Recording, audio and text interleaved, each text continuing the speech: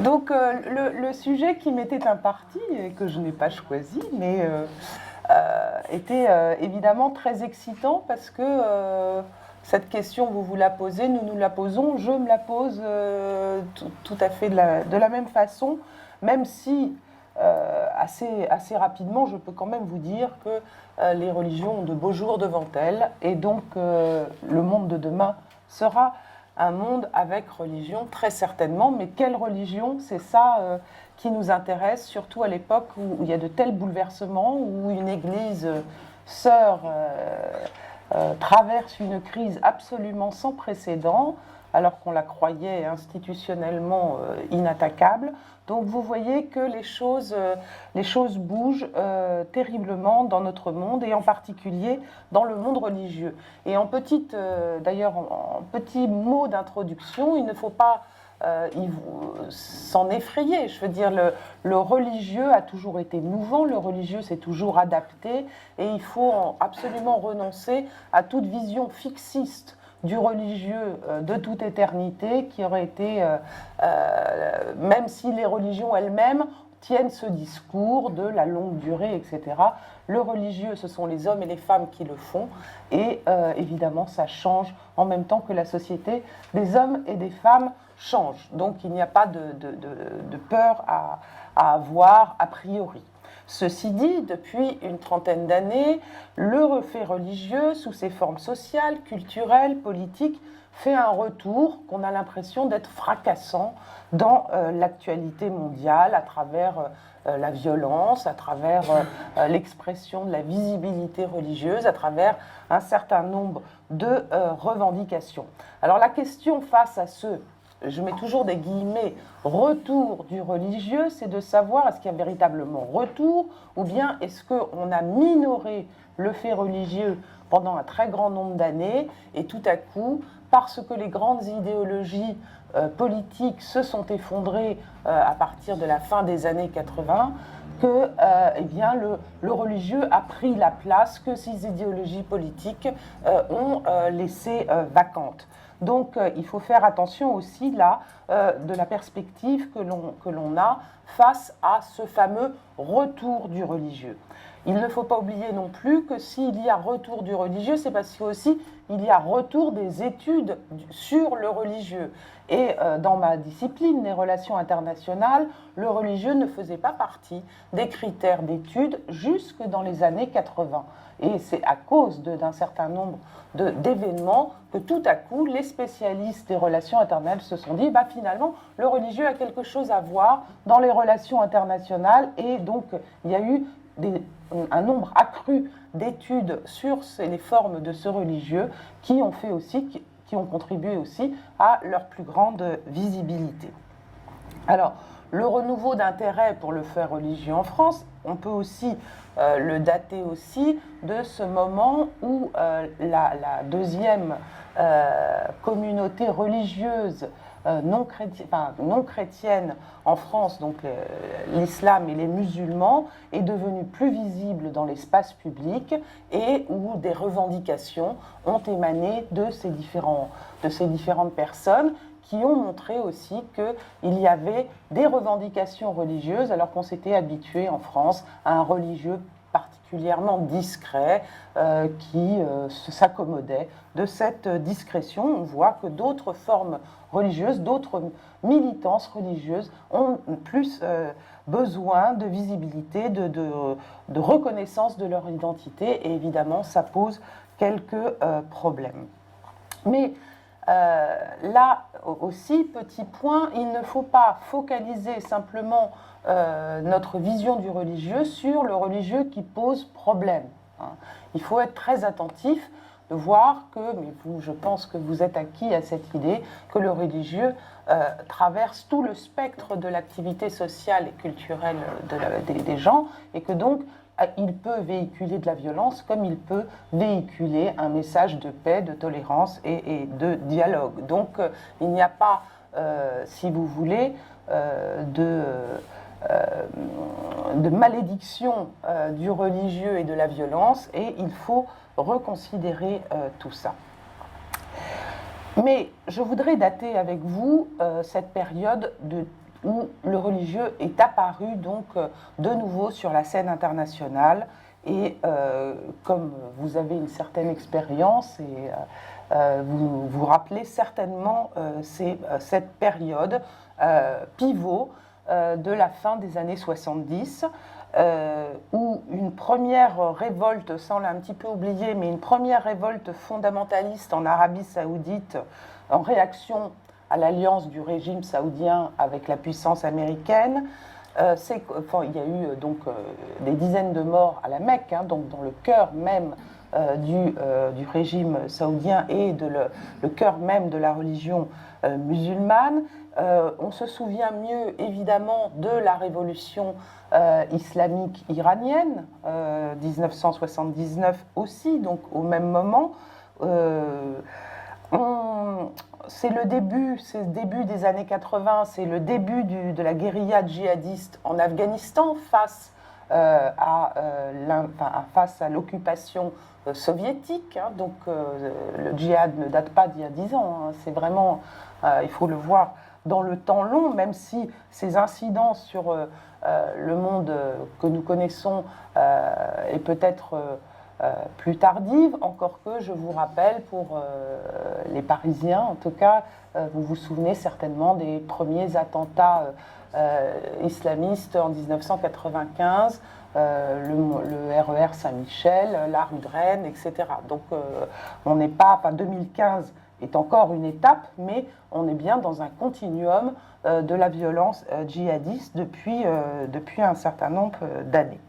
Je vous rappelle aussi d'autres faits marquants dans l'actualité internationale de ces années-là. En 1981, l'assassinat en Égypte du président Anwar el-Sadat par des djihadistes islamistes, donc un groupe qui revendiquait cela et qui s'opposait à la politique de conciliation menée avec les États-Unis et Israël avec les accords de Camp David.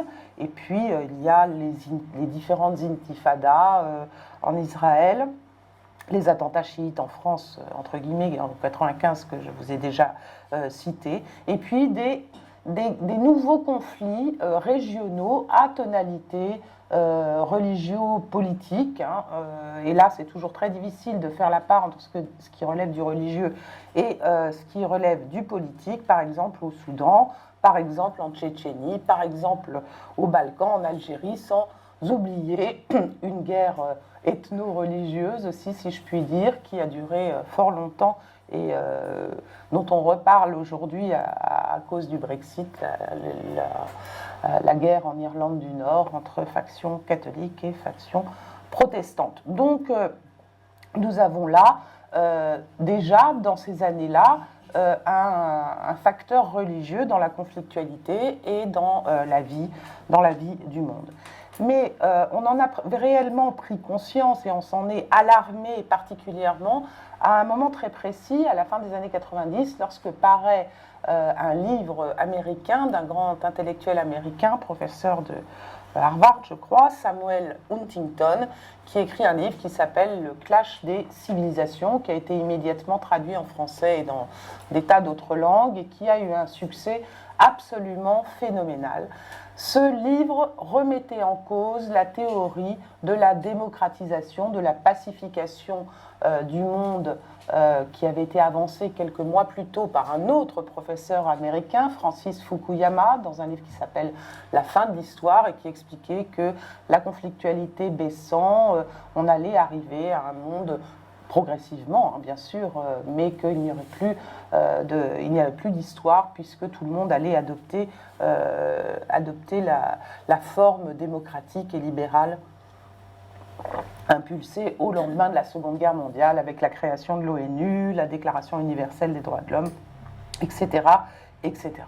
Alors, je reviens sur le livre de Samuel Huntington qui vaut mieux que sa vulgarisation des thèses qui en ont été faites, mais en fait, il réexplique le monde par l'existence et la persistance de grandes civilisations concurrentes et qui surtout vont rentrer en concurrence, selon lui, de plus en plus avec la civilisation occidentale, européenne, sécularisée, etc. Et donc il voit deux grandes civilisations menaçantes pour ce modèle européen occidental.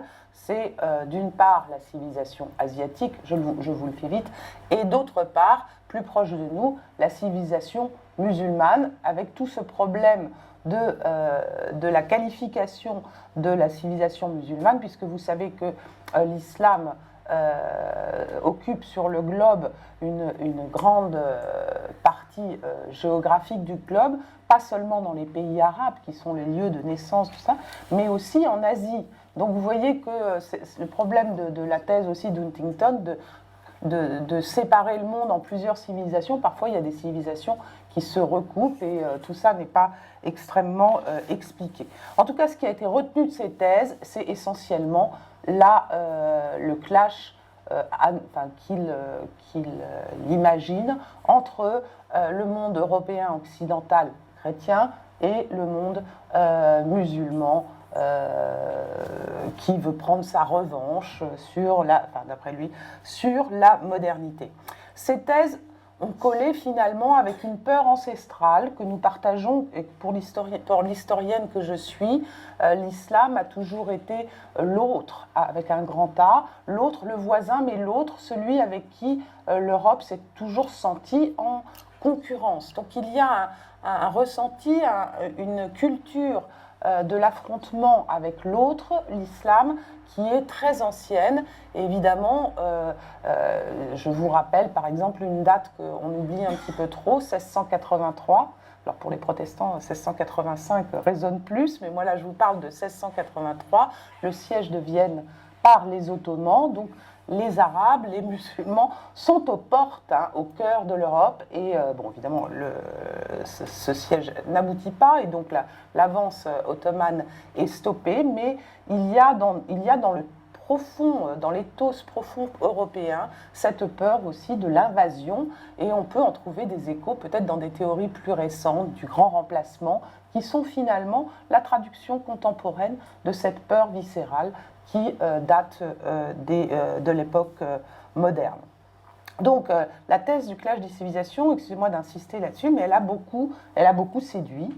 Elle a beaucoup séduit et elle séduit encore, et elle alimente toute une littérature anti-musulmane que nous pouvons voir parmi nous aujourd'hui. Elle alimente et elle continue d'alimenter l'idéologie populiste, l'idéologie de retrait, l'idéologie identitaire qui fait du religieux halogène, l'autre, l'islam, l'ennemi civilisationnel et culturel de l'Occident. Et c'est dans ce contexte, si vous voulez, qu'il faut comprendre comment en France on réagit à la visibilisation de plus en plus grande de la population musulmane ou se réclamant de l'islam en France. Donc je suis historienne, je voudrais revenir un petit peu sur comment le monde européen s'est adapté, s'est comporté face aux religieux et face à la théorie, de la place du religieux dans l'espace public, pour bien comprendre un petit peu les modalités en cours et donc revenir sur cette exception européenne qu'est la sécularisation profonde des sociétés européennes et le fait que la pratique religieuse soit extrêmement faible, et ce qui est une véritable exception dans le monde. C'est pourquoi le retour du religieux nous apparaît d'autant plus incroyable que dans les autres parties du monde, ce religieux n'a jamais disparu. Il a toujours irrigué et ensemencé les sociétés, et le religieux est inséparable du politique dans la plupart des pays du monde,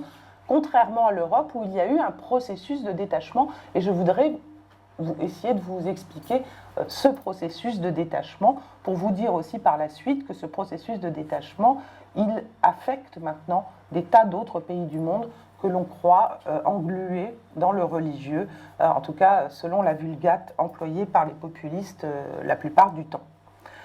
Donc, au sortir des guerres de religion qui a ensanglanté l'Europe, et pas seulement la France, Vous savez qu'on a fait des grands traités, un traité avec les pays catholiques, un traité avec les pays protestants, qu'on a regroupé sous le nom de traité de Westphalie en 1648, où on a redessiné la carte européenne selon le principe de une religion, un pays, un roi, enfin une fois un roi,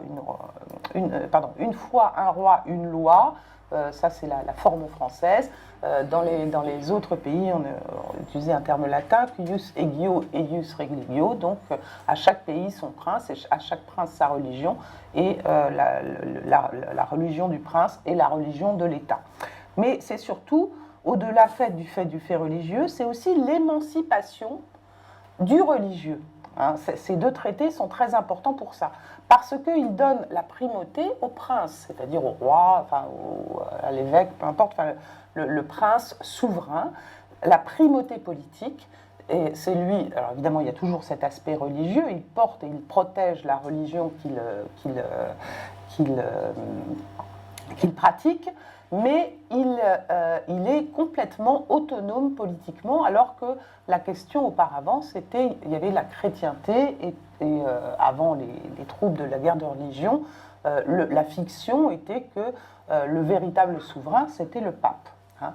On est donc là dans une première sécularisation du politique, c'est-à-dire que ce sont les chefs politiques qui deviennent les chefs religieux et non plus le chef religieux qui domine les chefs politiques. Ça, c'est un renversement extrêmement important, bon, qui vous paraît peut-être un peu vague, mais qui a fonctionné sur des centaines d'années. Évidemment, ça ne s'est pas fait du jour au lendemain, mais peu à peu, donc, le politique s'est autonomisé du religieux. Et même si garder des formes religieuses et des prières, des processions, des manifestations religieuses, c'était le politique qui prenait la main sur le religieux.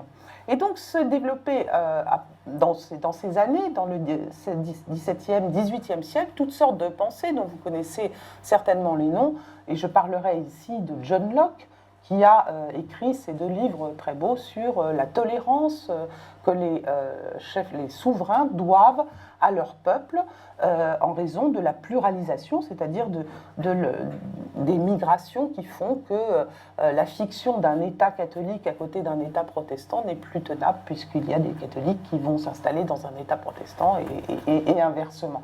Donc il y a création progressivement de minorités religieuses. Et il faut penser la place de ces minorités religieuses dans un État qui est à religion d'État, donc qui a une religion monoconfessionnelle et qui n'a pas évidemment la majorité que la minorité. Donc cette question, elle a amené une autre qui est posée par les philosophes et qui est majeure, c'est l'État doit-il avoir une religion, hein, donc on revient sur cette idée, et puis petit à petit, on se pose la question de savoir est-ce que les peuples peuvent ne pas avoir de religion, est-ce que les individus peuvent ne pas avoir de religion. Alors, évidemment, ces questions, on ne trouve pas des réponses. Chaque pays s'adapte quelque peu. Et à la fin de l'Ancien Régime, avec la France encore comme exception, parce qu'elle a suivi le chemin inverse avec la révocation de l'édit de Nantes, on assiste à des législations qui font de la tolérance des minorités une politique de paix sociale, et on voit ça en Autriche, on voit ça en Russie, on voit ça évidemment en Angleterre, etc. etc. Et cette politique de tolérance, elle est intéressante parce qu'elle donne un statut aux minorités religieuses, un statut qui est évidemment inférieur au statut de la religion majoritaire, mais qui donne quand même une certaine liberté et une certaine possibilité d'évoluer et de vivre en paix dans un pays qui reconnaît les spécificités religieuses des minorités.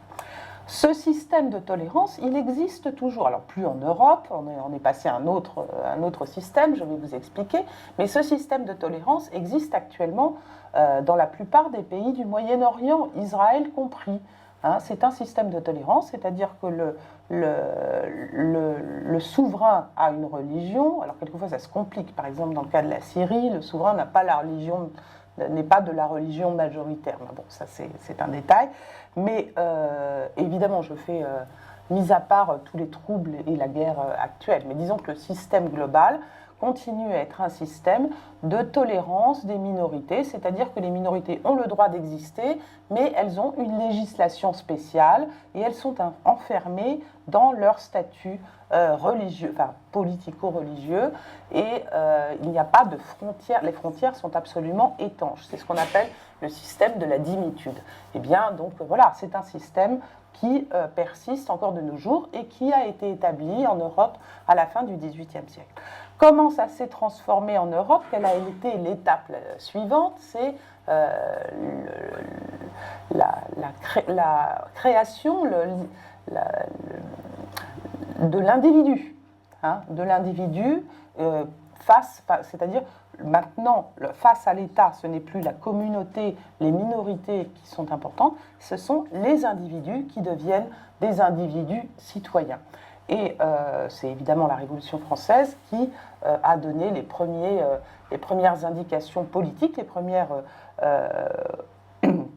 pratiques politiques de cette égalité du citoyen avec la Déclaration des droits de l'homme et du citoyen, évidemment de manière incomplète, parce que je vous rappelle que la Déclaration des droits de l'homme et du citoyen ne s'applique pas aux esclaves, ne s'applique pas aux femmes, ne s'applique pas aux hommes non propriétaires et ne s'applique pas aux enfants. Donc vous voyez, une grande partie de la population quand même n'est pas concernée par cette déclaration des droits de l'homme et du citoyen, mais disons, le principe est posé et vous savez que la liberté de religion est actée dans l'article 10 de cette déclaration des droits de l'homme et du citoyen qui sera confirmée par la Constitution de 1791. Donc, ça, c'est donc le deuxième stade, et ce deuxième stade, il a influencé à travers la guerre, les guerres napoléoniennes, bien sûr, et à travers l'influence et le commerce, etc., les différents États européens qui, petit à petit, ont abandonné, parfois très tardivement. En Angleterre, l'égalité civile donnée aux Juifs date de la seconde moitié du XIXe siècle, donc quelquefois ça a été très tardif, mais on est arrivé finalement à ce que tous les pays européens accordent des droits à toutes les minorités, j'entends minorités religieuses, mais aussi les minorités ethniques, les mêmes droits, puisque ce sont devenus des droits individuels. Se sont posés évidemment dans ce processus extrêmement long de séparation finalement, un peu comme les continents se séparent entre ce qui relève du domaine politique et ce qui relève du domaine religieux en Europe. Il y a eu évidemment la question financière qui s'est posée, parce que quand on finance, évidemment, on contrôle. Donc il y a des États qui ont toujours créé des subventions directes au culte et qui ainsi les contrôlent. C'est le cas, par exemple, très nettement, d'un pays qui reste un pays à religion d'État, le Danemark, où le culte luthérien, qui est la religion de l'État, est directement subventionné par l'État, puisque les pasteurs sont des fonctionnaires du royaume, et que tout ce qui est pilotage de l'Église se fait à travers le Parlement, qui est le véritable chef de... alors, la reine ou le roi, je ne sais plus actuellement en Danemark, est évidemment le chef symbolique de l'Église, mais le Parlement en est le chef exécutif. Ce système de la religion d'État, qui persiste encore en Europe, n'empêche pas, ne serait-ce au Danemark, la possibilité de professer d'autres religions, et dans le cadre des migrations récentes, évidemment, un plus grand nombre de membres danois, de nouveaux Danois, ne sont pas de religion luthérienne, et donc pour cela on a adapté la législation. Il y a donc les relations financières, il y a aussi le problème de la désintrication institutionnelle. Alors je vous ai montré un exemple avec le Danemark qui est absolument remarquable, puisque il y a véritablement un peu confusion entre les deux sphères politiques et religieuses, et à côté de ça, vous avez une population, mais ça j'y reviendrai, totalement sécularisée, qui pratique peut-être encore moins qu'en France. Dans les taux de pratique au Danemark sont presque nuls, et pourtant le luthéranisme imprègne toute la société. Donc ça, c'est vraiment quelque chose d'intéressant. Alors, comment donc désintriquer institutionnellement? En Europe, on a suivi deux chemins très schématiquement différents. Le premier, que nous connaissons mieux, qui est le processus de laïcisation, c'est-à-dire le transfert assez autoritaire en général de compétences religieuses, de compétences dédiées aux religions à l'État. Alors, je vous cite très rapidement l'hôpital, la santé qui va être prise en charge par l'État de la moitié du 19e jusqu'à la fin du 19e. On va créer des hôpitaux publics, on va laïciser le métier d'infirmière. On va donc prendre ce qui était une fonction exercée par le religieux, le contrôle de la santé, eh bien, va passer à l'État. C'est la même chose pour l'école, et vous connaissez tous évidemment les grandes lois ferristes des années 1880, qui là aussi créent de toutes pièces une école complète allant de l'école maternelle à l'université, qui est pris en charge par un État. Et vous savez que, en plus, sous la Troisième République, il y a une volonté prosélyte. Il s'agit bien d'arracher le peuple, les enfants du peuple. On ne parle pas des élites. L'école publique ne s'adresse pas aux élites qui font ce qu'ils veulent, mais aux enfants du peuple, les arracher de l'influence cléricale et en faire de bons citoyens. Et c'est d'ailleurs ce qui a aussi motivé, comme quoi de mauvaises intentions peuvent arriver à de bons résultats, c'est aussi ce qui a motivé la création d'un enseignement féminin, pour les femmes, tout aussi important, allant de la maternelle jusqu'à l'université. C'était pour arracher les femmes à l'influence religieuse, parce qu'à cette époque-là, on pensait en tout cas que les femmes étaient particulièrement faibles d'esprit et de conviction, et donc elles étaient sous la coupe du curé. Il s'agissait donc de les émanciper au besoin contre elles-mêmes, afin d'en faire de bonnes mères de citoyens, parce que je vous rappelle qu'elles n'avaient aucun rôle, à part ça, civil et politique. La France est un des derniers pays occidentaux à avoir accordé le droit de vote aux femmes en 1944, et ce, pas à cause d'une opposition. Et quand je le dis, quand je fais des conférences sur la laïcité, les gens me regardent avec des gros yeux, à cause d'une majorité radicale socialiste qui était le pivot de la laïcité en France. Et c'est bien à cause de la laïcité que les femmes n'ont pas eu le droit de vote plus tôt. Pourquoi ? Parce qu'on avait ce discours de l'inévitable suggestion des femmes aux religieux. Et vous voyez, le religieux nous avons une tradition de considérer le religieux comme une menace, comme l'obscurantisme. Et donc, pour cela, c'était une parenthèse un peu longue, excusez-moi, mais je voulais rappeler quand même ce problème de la laïcité, qui n'a pas toujours été garant de la défense des droits des femmes, bien au contraire. Alors, la création de sphères institutionnelles séparées, et surtout la question énorme, et qui est encore de nos jours d'actualité, quelle prééminence accorder aux lois religieuses et aux lois civiles, en particulier dans les problèmes de morale personnelle. Et vous savez que ce débat a encore lieu. Il y a eu récemment une enquête faite par un think tank de l'Institut Montaigne sur la foi des musulmans. Je ne sais plus quel était exactement le titre de cette enquête. Et une des questions que je trouve particulièrement biaisée, parce que si vous réfléchissez en votre âme et conscience, c'est bien difficile d'y répondre, mais bizarrement, on ne l'a posée qu'aux musulmans, c'était de savoir si ils considéraient que la loi divine était supérieure à la loi humaine. Bon. Réfléchissez. La réponse est impossible à dire. Évidemment, dans la société, c'est la loi de la République et civile qui commande, mais face à des problèmes, des fins dernières, face à la manière dont on veut vivre sa vie, si on est croyant, c'est la loi religieuse qui prime. Et vous voyez bien le biais, on attribue finalement dans notre inconscient un religieux dangereux, un religieux obscurantiste. Avant, c'était les catholiques qui en faisaient les frais, maintenant, ce sont les musulmans. Mais malgré tout, il faut le dire, il y a quand même dans la sphère du politique une nécessaire séparation et une nécessaire protection des lois de l'État et des religions.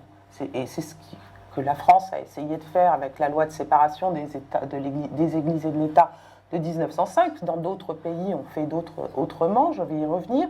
Mais l'idée, c'est bien de protéger l'État contre l'imposition de doctrines religieuses, hein, et inversement, de protéger les religions de l'intrusion de l'État. Hein.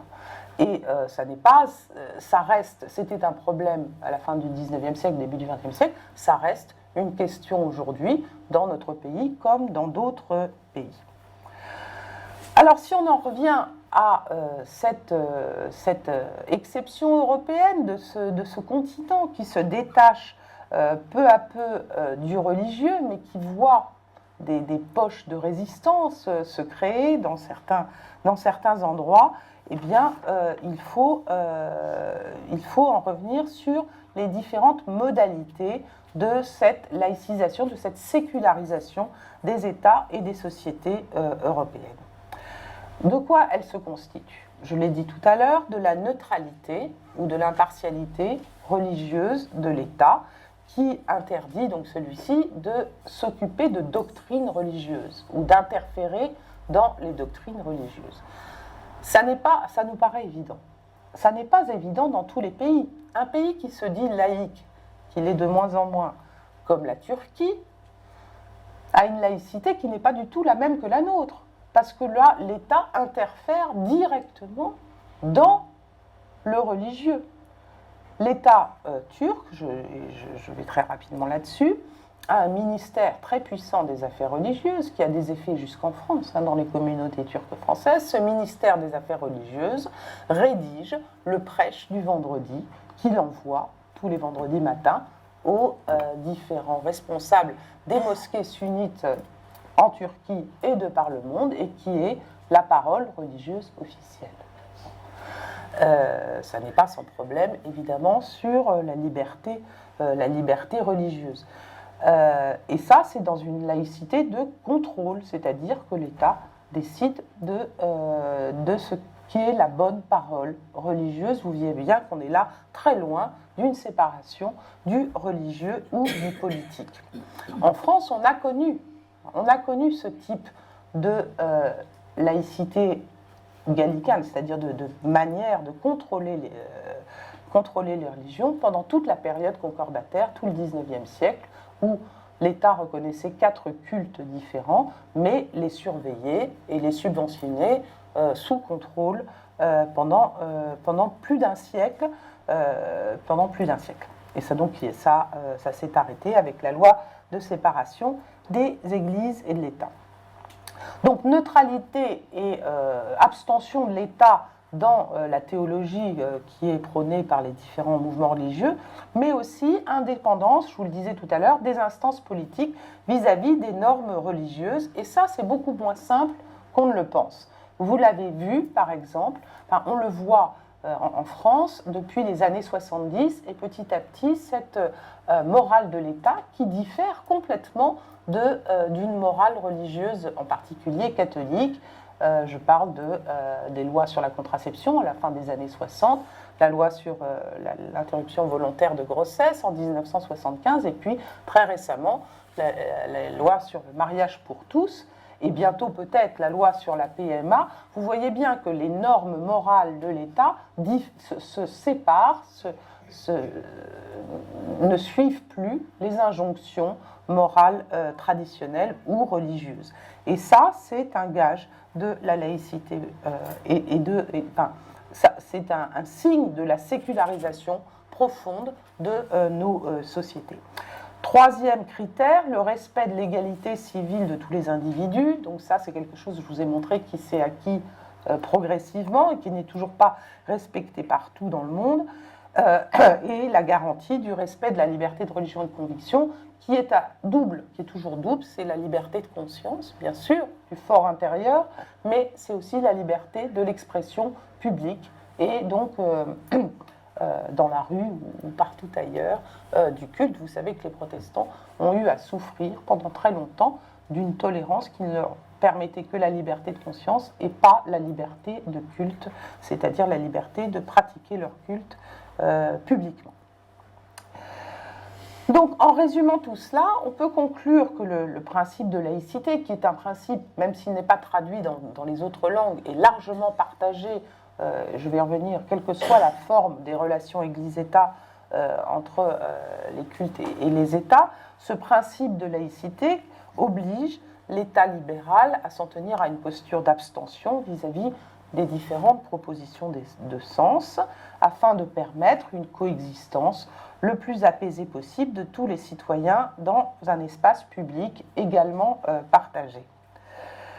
Donc chacun a droit, vous voyez la conséquence, de s'exprimer librement, dans la limite évidemment, il y a toujours une limite à la liberté, qui est la liberté des autres, et chez nous, ce terme qui navigue depuis la Révolution française, de l'ordre public, qui n'est pas exempt d'ambiguïté, puisque sous la Révolution française, on le pensait, l'ordre public, on le pensait comme culte, on l'entendait comme culte public, c'est-à-dire il ne fallait pas gêner le culte public. Quel était le culte public alors? C'était évidemment le culte catholique. Bon, évidemment, le terme s'est laïcisé, l'ordre public, ça n'est plus le culte catholique, bien entendu, mais ça reste une des limites à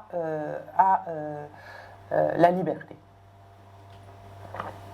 Alors, je voudrais revenir maintenant sur ce déclin, cette déprise du religieux qui est attestée et que l'on ne peut nier dans les États occidentaux et qui, encore une fois, fait que ce sont une exception, enfin, des États, je dirais même européens, parce que les États-Unis, qu'on pourrait englober, ou le Canada dans l'Occident, sont sur un autre modèle. La société y reste extrêmement religieuse, même si toutes les garanties de l'État laïque sont respectées, à la fois aux États-Unis comme au Canada, mais la société reste extrêmement religieuse, avec un petit bémol. Les grandes enquêtes de pratiques religieuses montrent que depuis une vingtaine d'années aux États-Unis, la pratique décroît régulièrement. Mais elle reste à des taux inconnus chez nous. Aux États-Unis, on est à 60% de pratiques religieuses, toutes religions confondues. En Europe, on est à moins de 15%. Et parfois, c'est aussi comment on qualifie une pratique. Si c'est la messe tous les dimanches, on est à 4. Si c'est la messe une fois par mois, on est à peu près à 15. Donc voilà, vous voyez donc le décrochage, et donc dans les sociétés européennes, alors avec des pays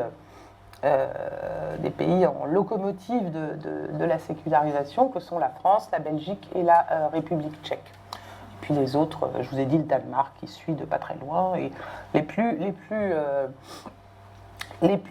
les plus religieux sont la Hongrie, la Pologne, bien entendu, l'Irlande, même si ça chute très très vite.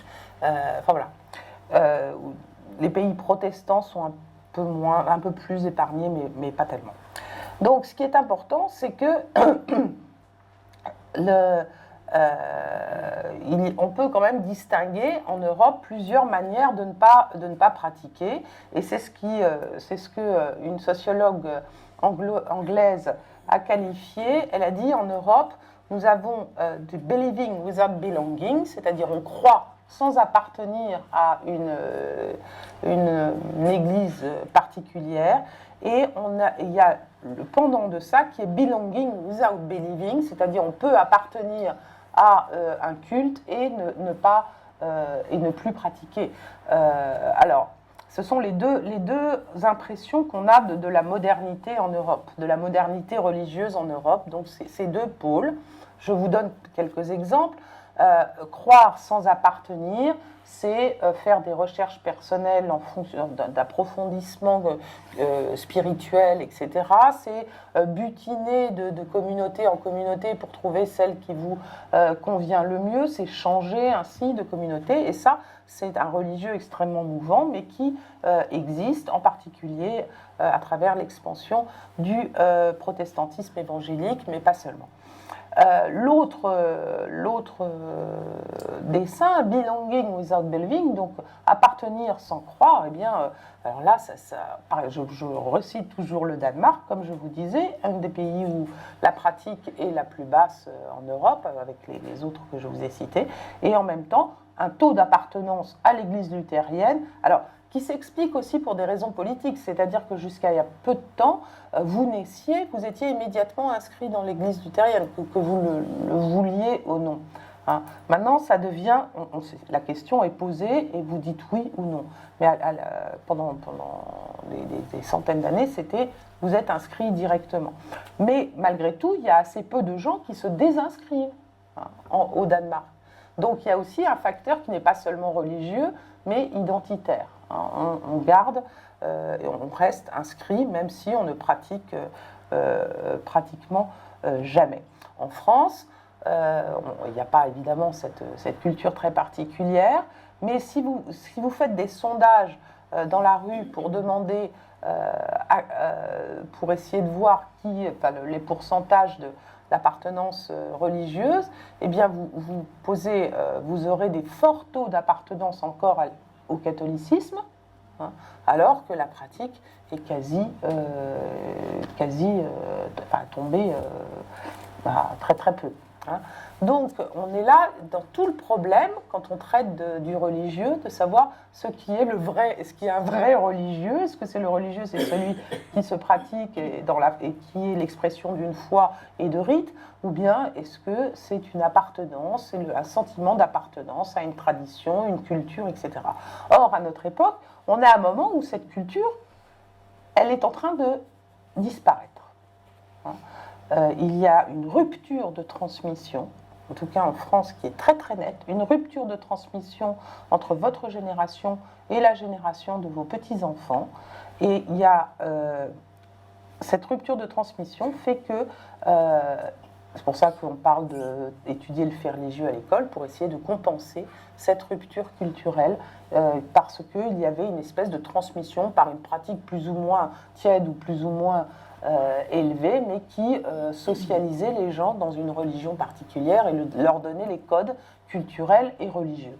Actuellement, ces codes ne passent. Enfin, il y a vraiment je n'ai pas les sondages sous les yeux, mais c'est absolument flagrant. Il y a ce qu'on appelle une rupture, c'est-à-dire que sur des tas de connaissances que nous pensons basiques, même si nous croyons pas, eh bien, la nouvelle génération ne les connaît pas et c'est une lourde tâche qui est donnée à l'école de devoir compenser cette culture qui n'a pas passé les générations.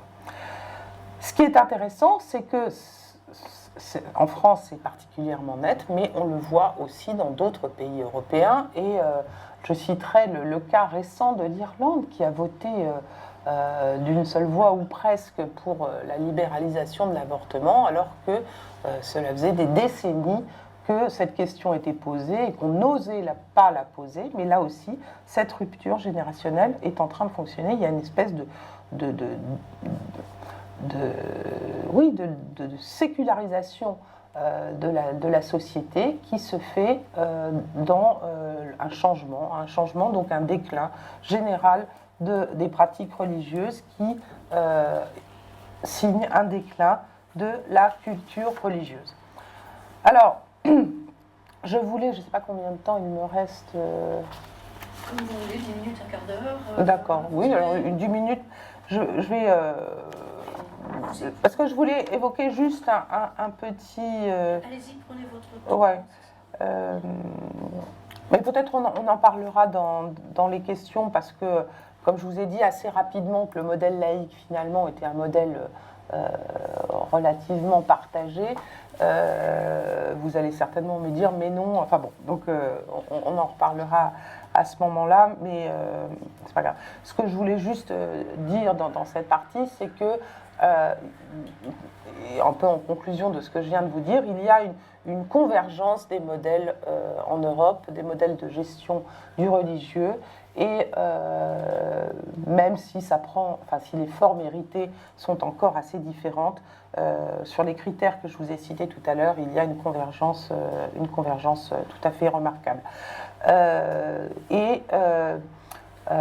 Je voudrais maintenant poser un petit peu les questions, les problématiques au-delà donc de cette déprise du religieux, et donc comment essayer de comprendre pourquoi, face à cette déprise du religieux, le fameux retour du religieux nous apparaît tellement exorbitant et tellement étonnant. Et en fait, vous voyez, comment je vous ai expliqué, plus le religieux a décliné dans les sociétés européennes, évidemment, toute manifestation virtuose du religieux apparaît comme exorbitante.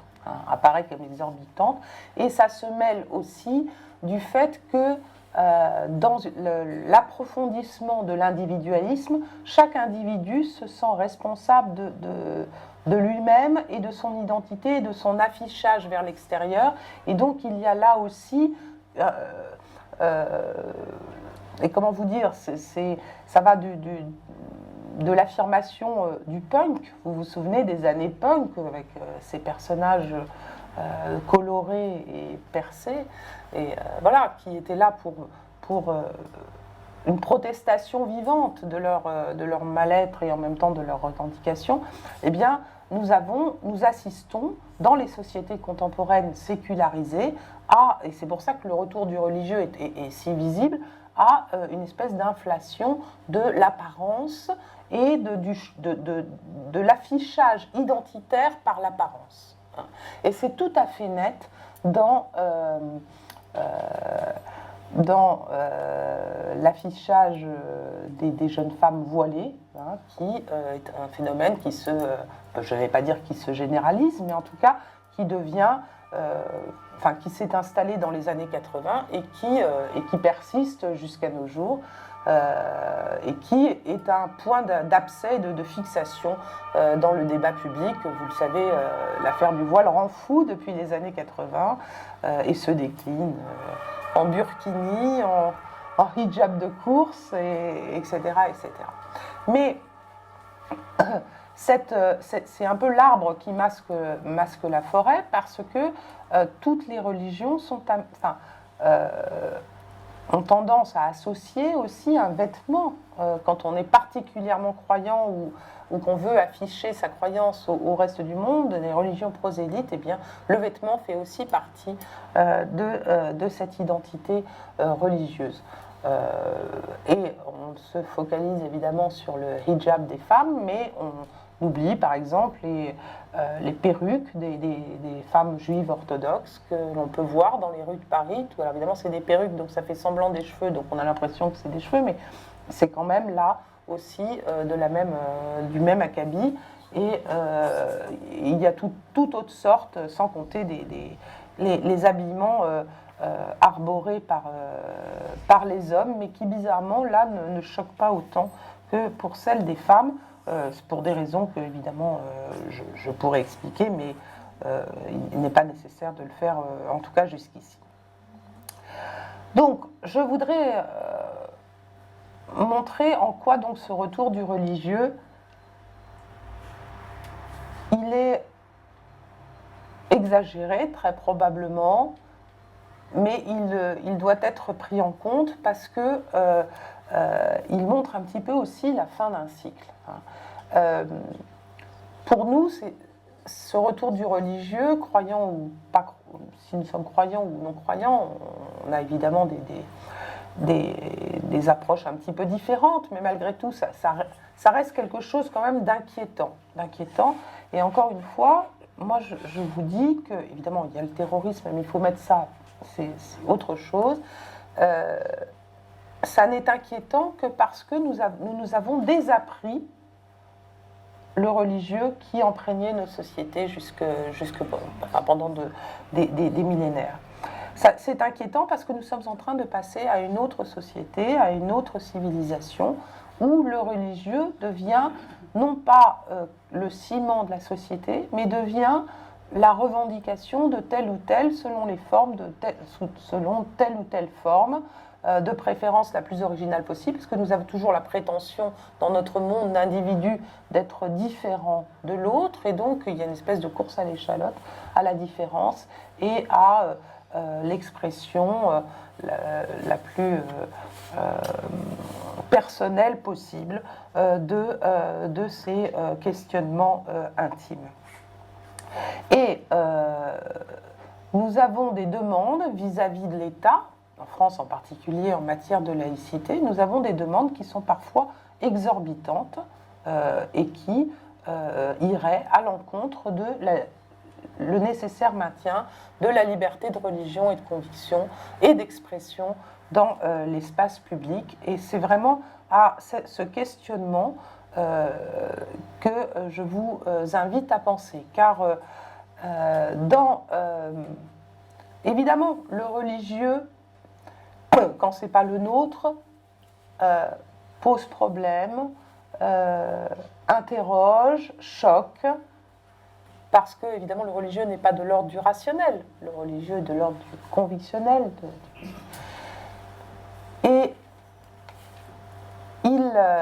évidemment, dans une société où chacun est un individu particulier, eh bien, parfois, il y a une intolérance à des gens qui ont un système ou une manière de se présenter plus qui déroge. Mais je voudrais dire aussi que c'est une chance de nos sociétés démocratiques aussi d'avoir ce pluralisme, d'avoir cette pluralité de manières de vivre et de s'exprimer, parce que cela permet le débat. Dans une société complètement atone où tout le monde se ressemble et porte un jean t-shirt, quel que soit le moment de la journée, plus ou moins propre, du petit déjeuner jusqu'à la soirée à l'opéra. On est quand même dans une société d'uniformisation où on ne fait plus, le temps n'est plus, en tout cas en ce qui concerne le vêtement, il n'y a plus tous les codes se sont beaucoup assouplis, voire disparaissent. J'ai encore vu très récemment dans des banques où on abandonne la cravate. Vous voyez, et puis voyez un homme politique avec une cravate actuellement à la télévision, c'est presque incongru. Voilà. Donc vous voyez, les codes changent et on met l'accent sur le développement personnel, l'authenticité, etc. Et donc les religions profitent aussi de cette recherche d'authenticité et voilà. Et donc certaines religions font de l'affichage une politique, mais encore une fois, c'est beaucoup plus. Alors je ne nie pas qu'il y ait des petits groupes prosélytes à la limite du sectaire qui imposent telle ou telle tenue, et ça, il faut évidemment faire très attention à cela.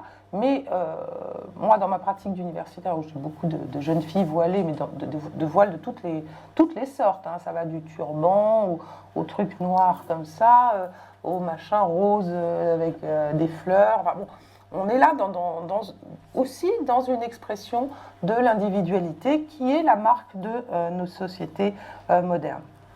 Donc, je voudrais résumer ça en quelques termes.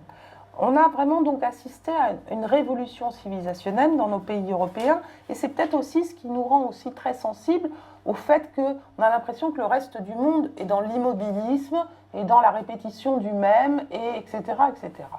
Or, les études de mes collègues sociologues sur en particulier le Maghreb, mais d'autres parties du monde, montrent que même dans les pays où il y a une imprégnation religieuse et une confusion du religieux et politique assez forte, il y a cette voie de l'individu. Grâce à la mondialisation des échanges, etc., il y a des endroits, des postes de sécularisation, d'aspiration à la vie individuelle, en particulier dans la jeunesse, et que les choses ne sont pas figées.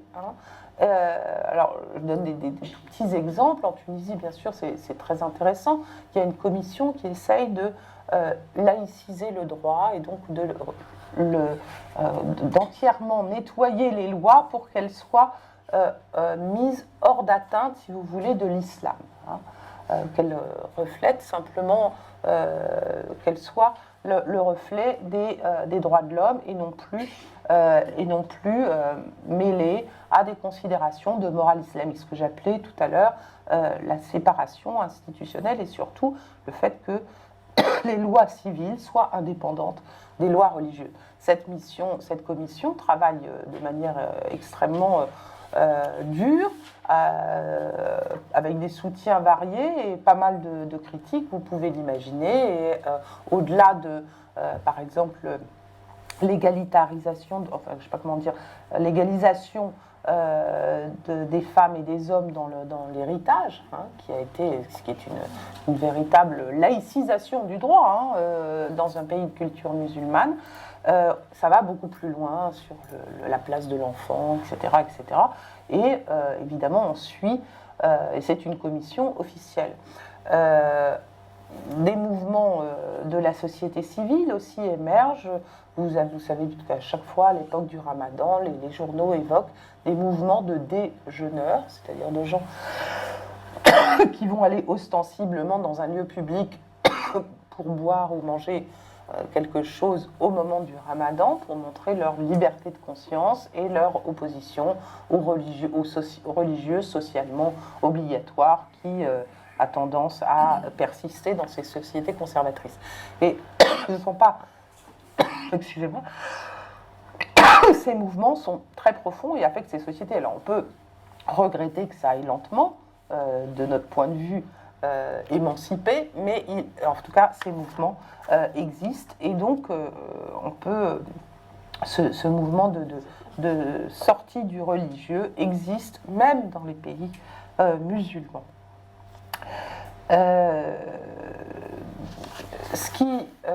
Évidemment, il y a des freins, ces des freins ne sont pas tous religieux, et en matière de morale, vous savez que pour certains, et pas seulement les plus religieux, la sécularisation de la morale va trop loin et risque de mettre en jeu même l'humanité de l'homme, et donc il y a on fait appel à des arguments religieux pour contester ce type d'évolution qu'on considère aller dénaturer la dignité de l'homme. Donc, pour en terminer, je voudrais revenir sur deux débats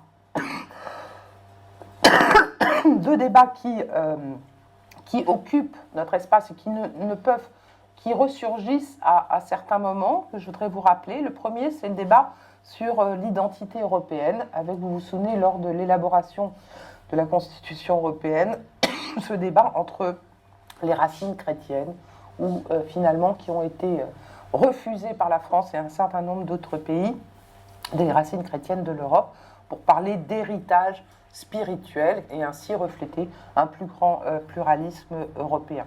J'ai vu ce débat réapparaître récemment dans les milieux nationalistes.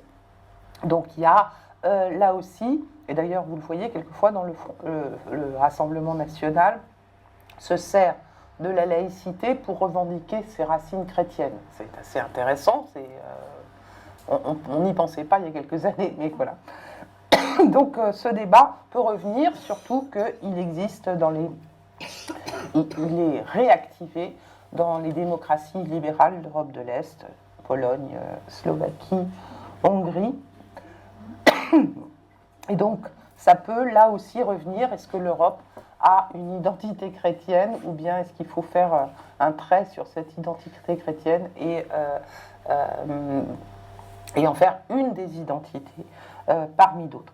Deuxième débat, on en a parlé tout à l'heure, j'ai un petit peu avancé, c'est le débat sur les signes religieux, et au-delà du voile, parce que je pense que ça ne concerne pas que le voile, qu'est-ce qu'on fait du religieux dans l'espace public? Qu'est-ce qu'on est prêt à accepter de l'expression du religieux dans l'espace public?